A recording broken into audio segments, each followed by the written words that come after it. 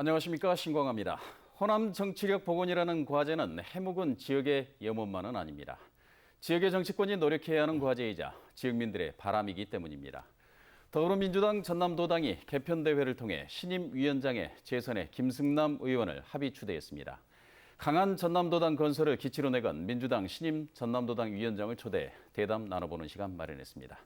네, 이 자리에 김승남 더불어민주당 전남도당 위원장 함께하셨습니다. 네, 반갑습니다. 네, 반갑습니다. 네, 먼저 축하드립니다. 예, 고맙습니다. 예, 먼저 당선 소감 한 말씀 해주시죠. 예, 네.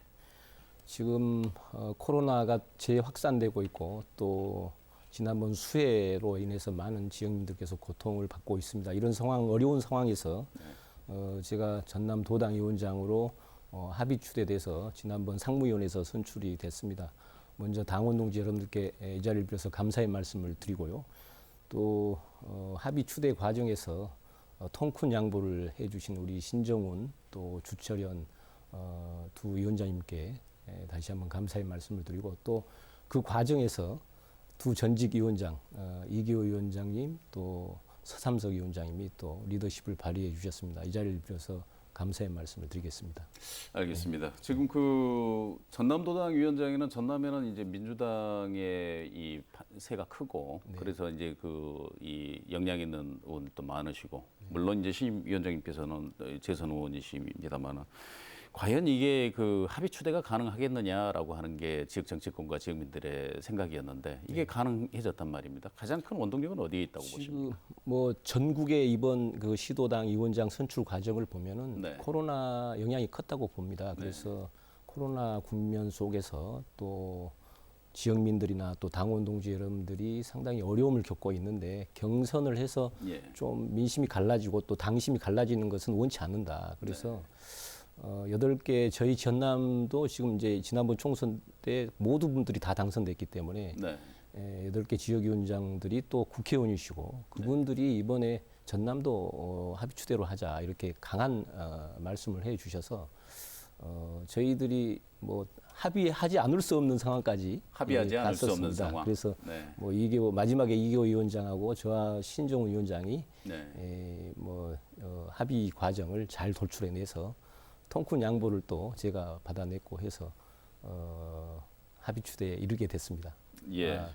다시 한번 축하드립니다. 이제 그 취임사에 보시니까 이제 이런 다양한 말씀들을 해주셨는데 지금 현재 어떤 각오로 일을 하겠다 이렇게 당원들이나 지역민들에게는 말씀하셨습니까? 우선은 이제 이번 전남도당 위원장은 이제 내후년에 있을 큰 정치 행사가 지금 2개 있지 않습니까? 내후년에 대통령 선거와 또 지방선거가 지금 기다리고 있습니다. 그래서 이 두 선거를 반드시 승리해야 된다라는 지역민들의 이해와 요구 이런 것들을 그대로 받아서 이것을 실천해야 되는 그런 막중한 임무가 있기 때문에 어떻든지 간에 지난번 총선 때도 민심이 일하는 국회 만들어라, 두 번째는 반드시 재집권해라. 이것이 민심이었기 때문에 도당 위원장으로서 이번에 최선을 다해서 재집권할 수 있도록 정권 재창출할 수 있도록 하는데 혼신의 노력을 다하겠다 이런 각오를 밝혔습니다. 알겠습니다. 이제 취임하셨는데 역할이 매우 큽니다. 가장 중요한 건 일단 코로나19 사태가 맞습니다. 전국적인 국면이긴 합니다만은 전남에서도 지금 순천 지역을 중심으로 해서 계속해서 확진자가 나오고 있고 이 사회적 거리두기 2단계로 강화된 이런 형국도 지금 계속 진행되어 왔었고요. 그런데 이제 그보다도 더 엎친 데 덮친 격이라고 할까요? 집중호우로 인한 수입 피해 이게 전남 북부 지역에서 굉장히 컸고 이 하루에 있는 영산강 이쪽에서도 좀 컸고 섬진강 수계가 훨씬 더 큰 타격을 입었습니다. 가장 중요한 게 이제 일단은 피해 복구가 원활하게 돼야 되는데 지금 이제 그 태풍도 피해 또 이런 추가 피해들도 좀 발생하고 그랬는데 이런 집중호우로 인한 피해 복구 지원 대책 어떻게 지금 좀 마련하고 계십니까?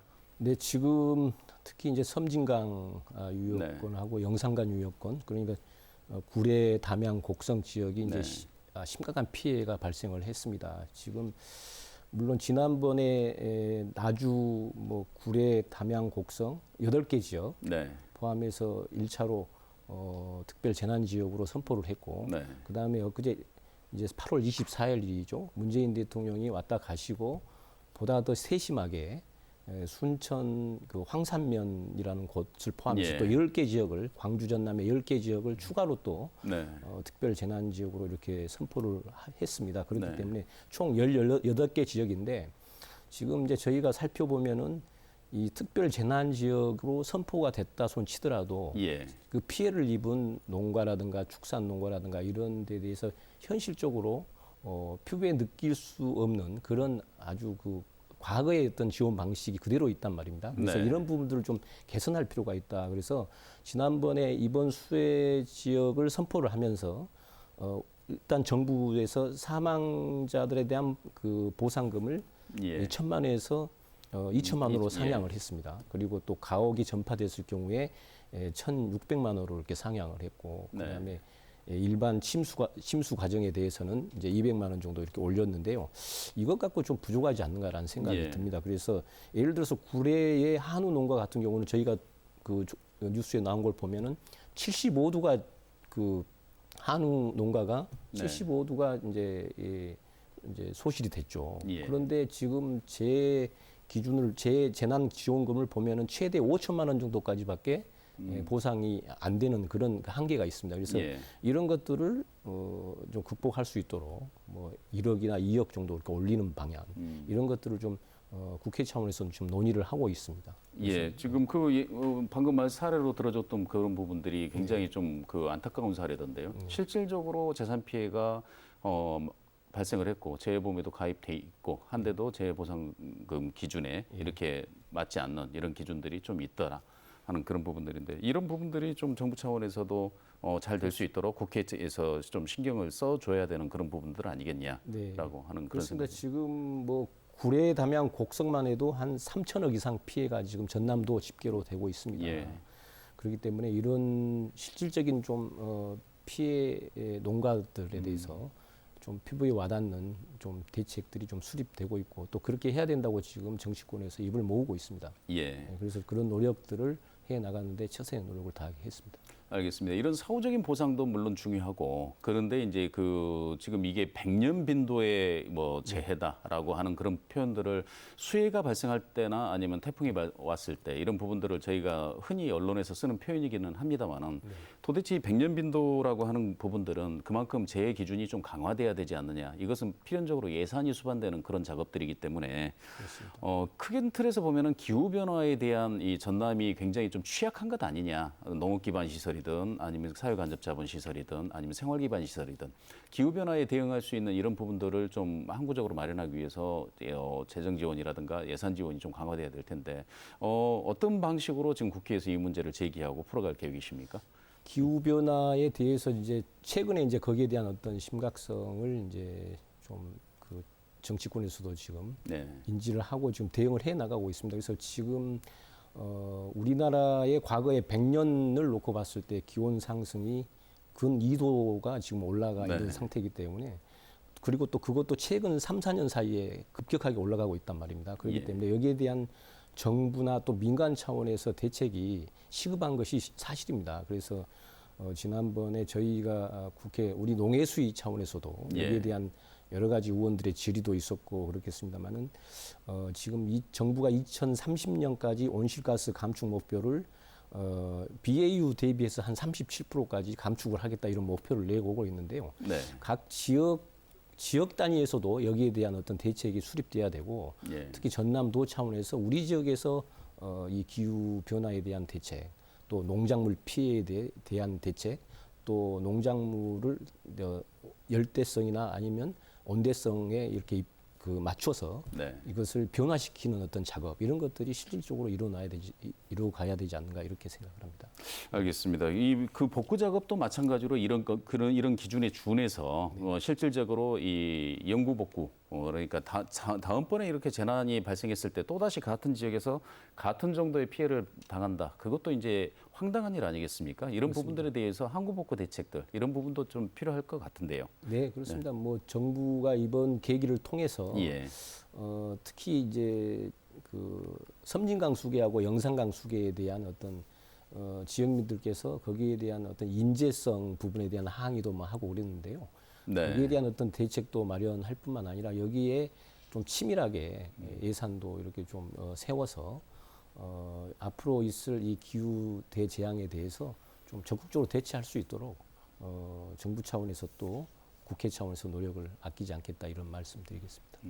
마찬가지로 한 가지만 더 질문드리면 지금 이번에 그 각 유관기관별로 그러니까 이제 댐을 뭐 홍수가 발생하기 이전에 예측해서 댐의 수위 조절을 했어야 됐는데 그렇지 못하고 한꺼번에 비가 내릴 때 이 문을 열어서 이게 문제가 발생했다라고 하는 주민들의 주장에 대해서 지금은 이제 검증 작업이 이루어지고 환경부에서도 그 부분을 보겠다는 것 아니겠습니까? 그렇습니다. 이런 부분들은 지금 어떻게 지금 한번 대처를 할 계획이십니까? 지금 그래서 이 이제 수자원공사가 이제 여기에 대한 어떤 책임을 갖고 있는데요. 네. 제가 그제 이제 농해수위 상임위에서도 그런 문제를 지적을 했습니다. 예. 이 여름 하기에 네. 강수량이 집중될 때는 이 댐의 다목적 댐의 방수를 결정할 때 방수량이나 방수 그 시기를 결정할 때 어느 특정 기관에서 한 기관에서만 참여하지 마라. 네. 다시 이야기해서 환경부나 그다음에 농어촌공사나 그다음에 수자원공사가 전문가들을 동원해서 좀 그 다각적으로 이런 어떤 그 홍수 조절 위원회를 만든다든가 해가지고 또 물관리위원회를 다시 좀 재점검하거나 확대해서 네.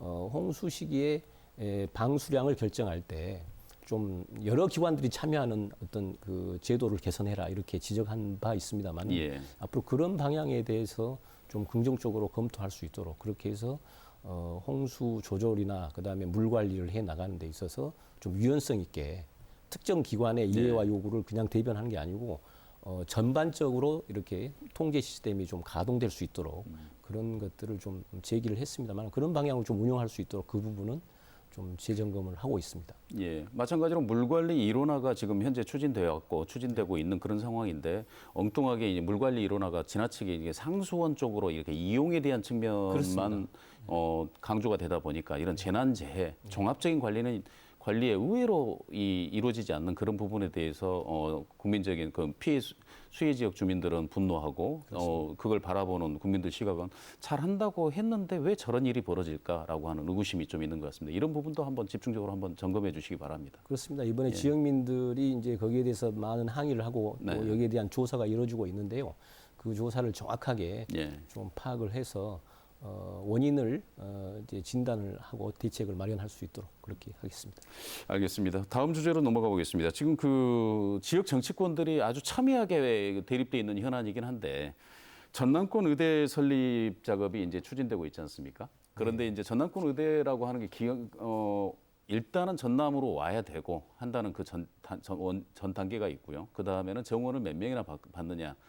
거기에 따라서 동북권과 서북권의 이제 갈등을 어떻게 조절하느냐 이 몇 단계의 절차를 거치는데 그중 첫 단계 절차인 전남권 의대 설립이 정세균 국무총리도 마찬가지로 말씀하셨고 문재인 대통령이도 이 공공의료를 확충해라라고 하는 측면에서 공약을 지킨다라는 측면에서 기대를 했는데 지금 이게 그 코로나19 사태에서 국민적 지지를 얻고 있는데 이게 지금 그 의사협회의 파업 여파 이런 부분들로 해서 정부가 그 부분을 가지고 일단 좀 시기 조절을 하겠다라는 입장을 공식화하고 있습니다.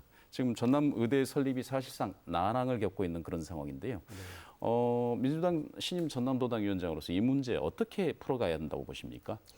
뭐 우리 지역 정치권에서는 이제 전남 공공의료에 대한 요구가 이제 2012년 박준영 지사 때부터 끊임없이 이제 제기되고 왔고요. 그 이전부터 물론 그렇죠. 목포대학원에서는 뭐 30년 그렇습니다. 넘는 수건입니다만은. 그때 이제 본격적으로 이제 도 차원에서 이렇게 서명운동까지 주도하면서 했었습니다만은 우선 이 부분에 대한 여러 가지 지역민들의 이와 요구 또 우리 전남권에 의과대학이 없는 문제, 또 병원 시설이 낙후된 문제, 또 우리 지역의 그 예를 들어서 지금 임시 방편으로라도 현재 전남대의 의과대학 분원을 화순처럼 뭐 우리 해안 지역에 전남 지역에 유치하는 문제 이런 것들도 저희가 그 전문가들하고 이야기를 해보면은 병원은 질 수 있다. 그러나 의사들이 안 오려고 한다라는 현실적인 문제가 있습니다. 그렇기 때문에 이 문제는 뭐 지금 의사들의 어떤 파업 이런 것들이 좀 걸림돌이 되고 있습니다만은 네. 반드시 이 우리 전남 지역의 의과대학 또 병원이 유치돼야 된다라는 부분에 대해서는 정치권에서도 합의가 모아져 있는 상태이기 때문에 예. 반드시 이것은 추진돼야 되고요.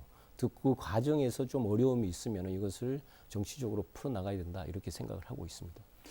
이 좀 그 정치적인 전남 정치의 동서북권의 첨예한 갈등이라고 제가 모두에도 말씀드렸습니다만은 뭐 상황은 이런 것 같습니다. 그 전남도는 일단은 100명 이상의 정원을 요구를 하고 만일 그렇게 희망대로 요구가 받아들여진다면 동북권과 서북권의 의대와 대학병원을 각각 설립하는 방안을 추진하겠다. 이걸 이 안으로 이렇게 공식적으로 밝힌 반면에 다른 의원들도 마찬가지긴 합니다만은 순천의 소병철 의원, 그다음에 목포의 김원희 의원은 각각 일단은 그 지역 목포대는 목포대, 목포는 목포대, 순천은 순천대 우선 설립돼야 된다. 이 주장을 갖고 계십니다.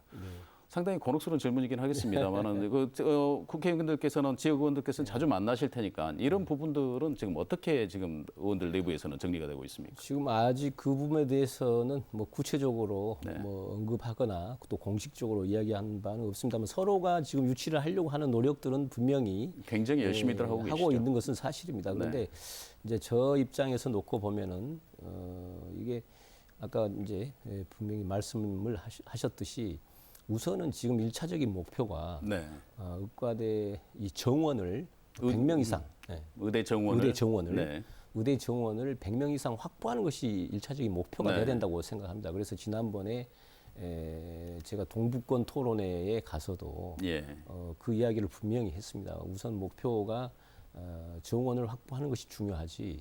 지금 순천 또 뭐 목포 뭐 이렇게 각기 이렇게 유치 경쟁을 벌이는 것은 도움이 되지 않는다 이런 제가 말씀을 드린 바가 있습니다만은 우선은 저희 이 10분의 이제 국회의원님들과 함께 앞서 말씀드린 대로 정원을 확보하는 것에 좀 최우선의 목표를 두고 우리가 일치단결하자 이런 어떤 의견을 좀 제시를 해서 그런 방향으로 추진을 하고 그리고 이제 정원의 목표가 어느 정도 달성이 되면 그 이후에 전남에서 어떻게 할 것이라는 문제는 전남도와 또 정치권이 좀 이렇게 수기 과정을 거쳐서 풀어 나가야 된다 이렇게 생각을 합니다. 예, 역시 위원장님 말씀도 그 정원을 최대한 확보를 하는 게 우선이다. 그렇습니다. 그다음에 신설 계획을 확정 짓는 게 우선이다라는 말씀이시군요.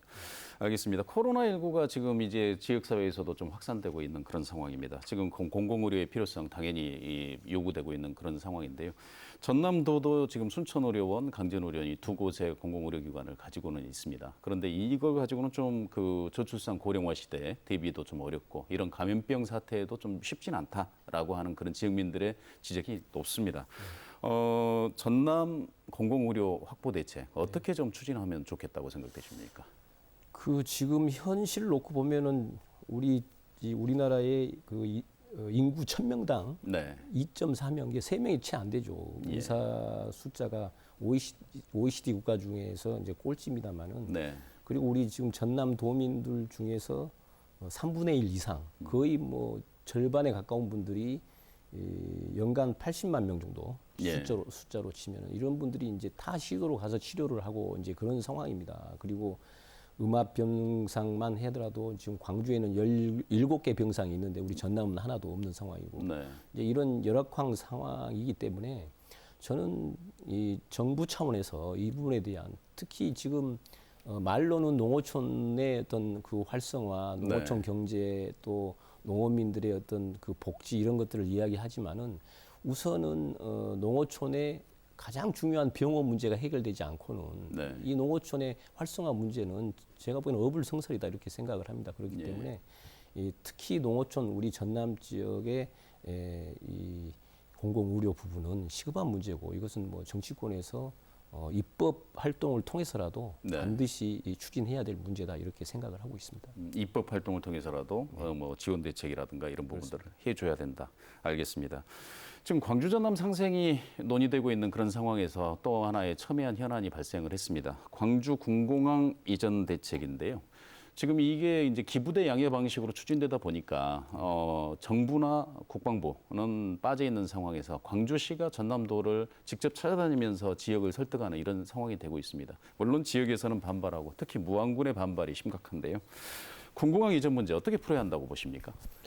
글쎄 뭐 지금 좀 답보 상태에 있는 것 같습니다만은 이제 그 대구의 경우를 우리가 좀 예의주시할 필요가 있다고 생각합니다. 대구 같은 경우는 서로 이전 지역에서 지역민들이 자기 지역으로 유치하려고 노력하고 있는 오히려 우리하고 좀 상반된 양상을 보이고 있는데요. 네.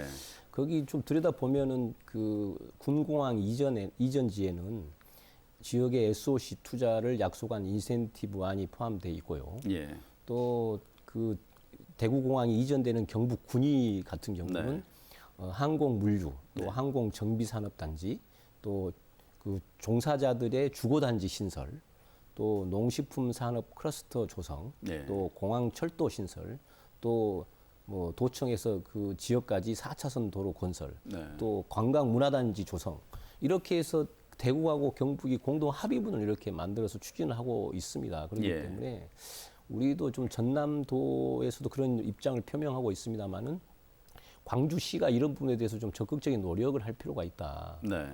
그렇게 해서 국방부를 설득을 하고 해서 경북도가 실제로 이런 그 선례로 해서 우리보다 앞서 나가고 있기 때문에 네. 저는 충분히 양 시도지사가 좀 만나서 이 문제를 해결하면 가능성이 있다고 생각합니다. 필요하다면 제가 지난번에 합의 추대 이후에 예.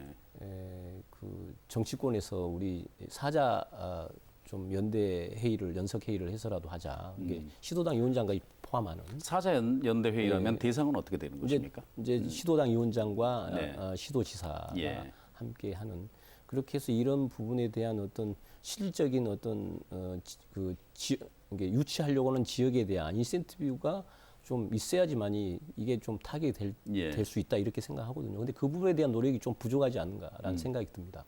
최근에 이용섭 시장은 지금 현재 그 4,500억 정도 되는 그 지원 기금을 한 8천억 정도까지는 늘려야 되지 않겠느냐. 그러기 위해서는 정부나 국방부의 적극적인 지원이 필요하고 특별법 제정이 필요하다. 이런 입장을 좀 밝힌 바 있습니다. 그리고 김영록 지사 같은 경우는 이렇게 생각하시는 것 같습니다. 일단 우리는 지금 우리가 지금 선택할 문제는 아니니 안을 가지고 와서 제시를 할 때 그걸 충분한 안이다고 판단이 될 때 지역민들에게 주민 설명회부터 이렇게 개최하자라고 요구를 할 수 있는 것 아니냐 이런 기본적인 자세가 안 돼 있다라고 지적을 하셔요.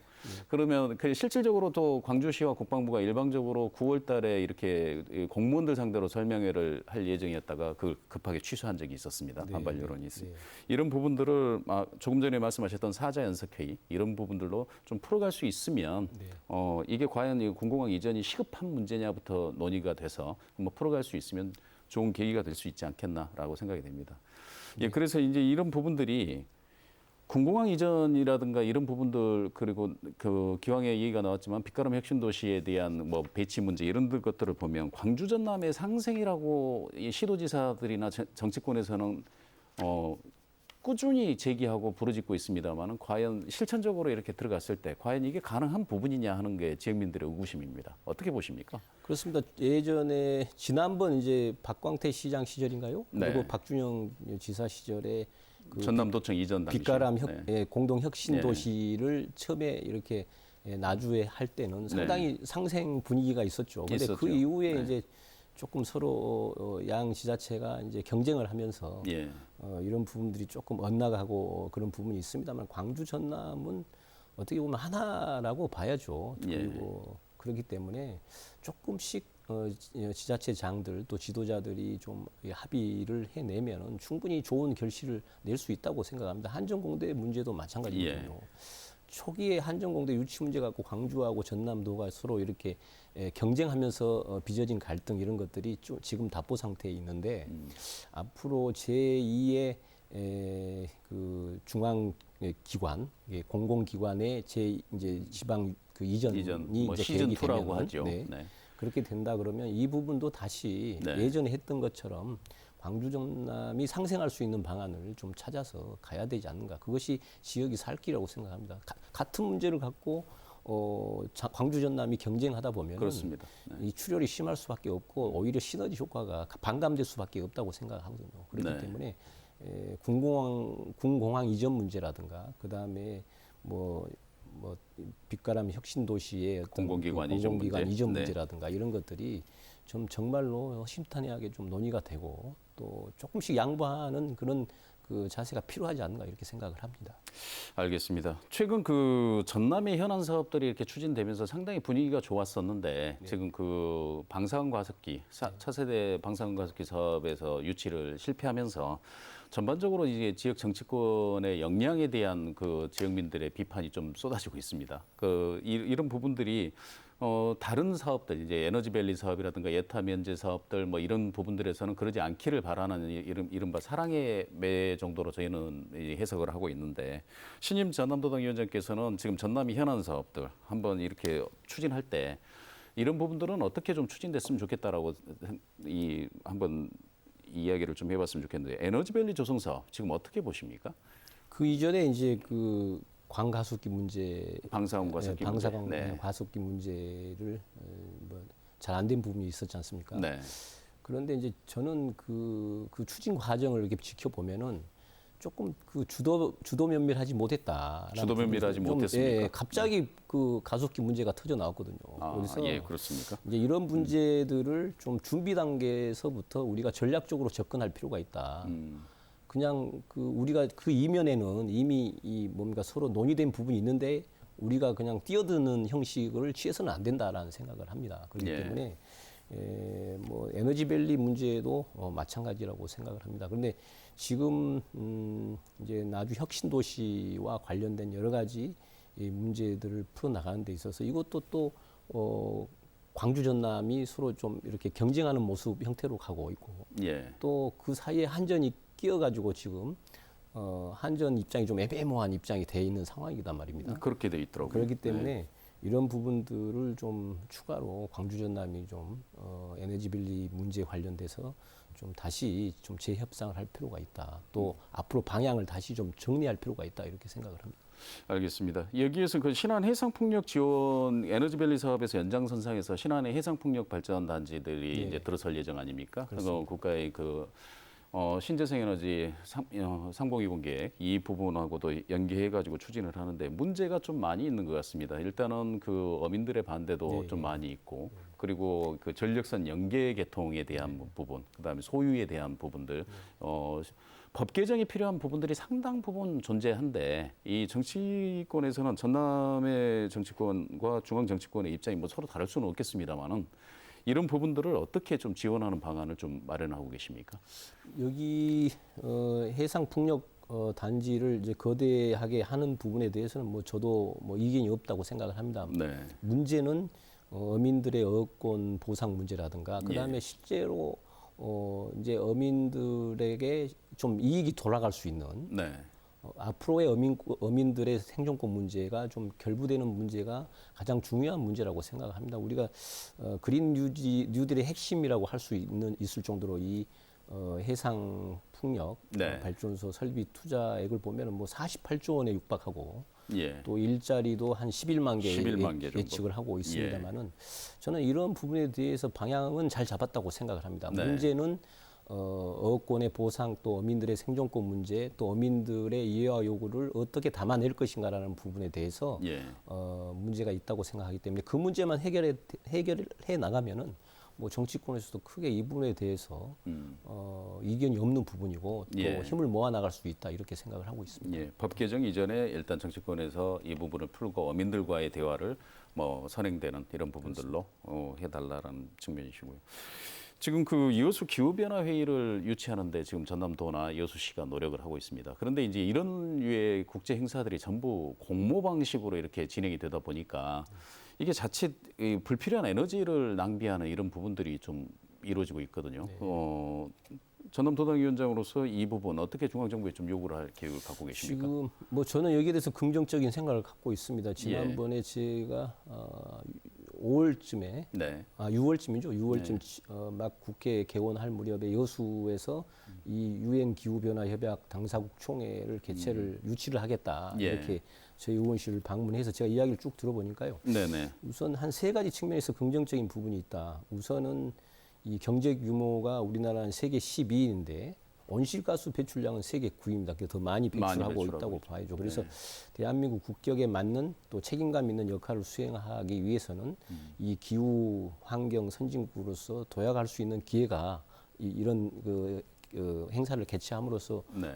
도약 기회가 마련되지 않는가 이렇게 생각을 하고요. 또 기후 에너지를 매개로 해서 현 정부의 신북방 또 신남방 정책 이런 것도 도움이 될 거라고 생각하고요.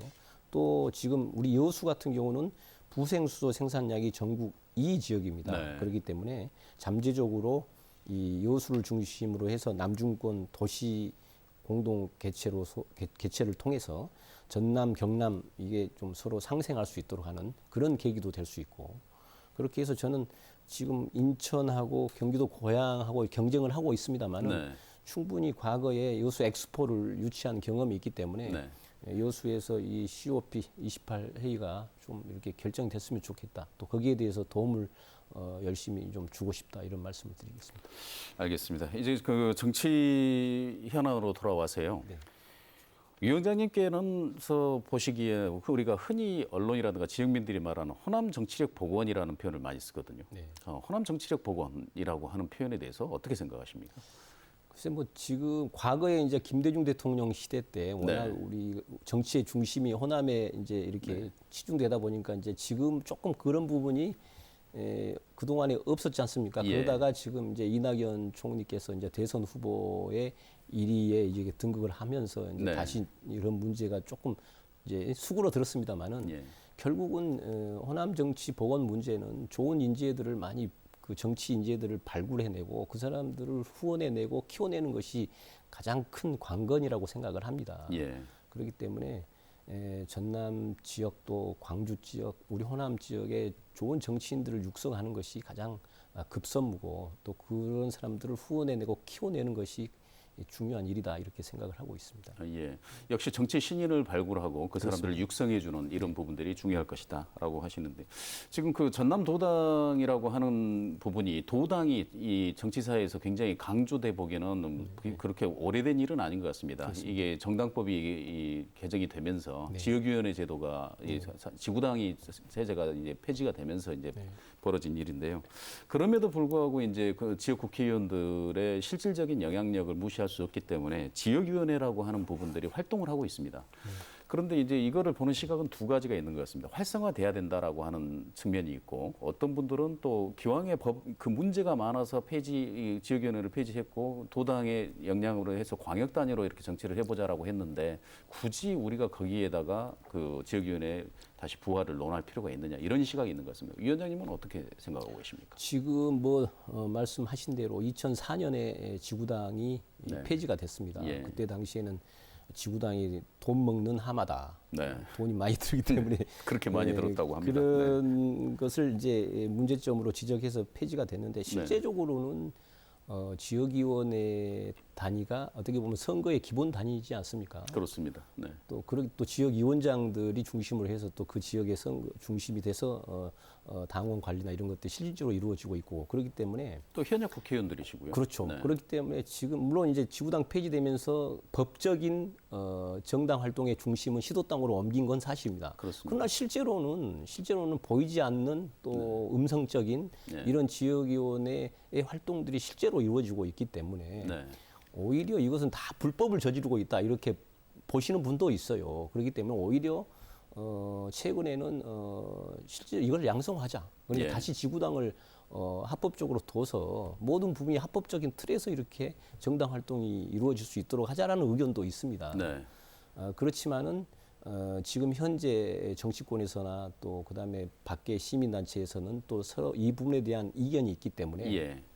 우선은 시도당이 이 당원 관리를 해내고 또 정치의 중심에 있으면서도 그래도 또 우리가 정당이라는 게 선거에서 이겨야 되는 것이 목표이기 때문에 그렇습니다. 네. 지역위원회를 활성화를 안 할 수밖에 없는 상황이란 말입니다. 그렇기 때문에 지역위원회 활동들이 좀 이렇게 활발하게 될 수 있도록 또 그렇게 활발하게 돼야 다음 선거에서 또 이길 수 있는 저희 당이 목표라는 것을 얻을 수 있기 때문에 지역위원회 활성화 문제는 뭐 뭐 아무리 강조해도 지나침이 없다 이렇게 생각을 하고 있습니다. 위원장님 말씀 듣다 보니까 딜레마인 것 같기도 하고 양날의 검인 것 같기도 하고 그렇습니다. 그러다 보니까 이 문제가 이제 지역의 정치 혁신이 과연 이루어질 것이냐라고 하는 그 질문으로 이어지는 거거든요. 그리고 지역위원회의 역할이 좀 막중하다 보니까 전남 도당이 가지고 있는 예를 들면 이제 그 정당의 당원들이 비리를 저지르거나 선출직 공무원들에 대한 징계권 이런 부분들을 강하게 행사를 해야 지역의 정치가 자정 기능을 가질 수 있고 정당의 책임 정치를 구현할 수가 있는데 지금 민주당에 쏟아지는 그런 부분들을 보면 그 윤리심판원이라고 하는 조직이 있는데 이 조직이 과연 제대로 기능을 하고 있는 것이냐 그리고 지역위원장들이 반대하면 그 상정되지도 않는 이런 절차들 이런 게 과연 도당의 그 권한이 있다고 봐야 되느냐 하는 그런 의문들이 있습니다.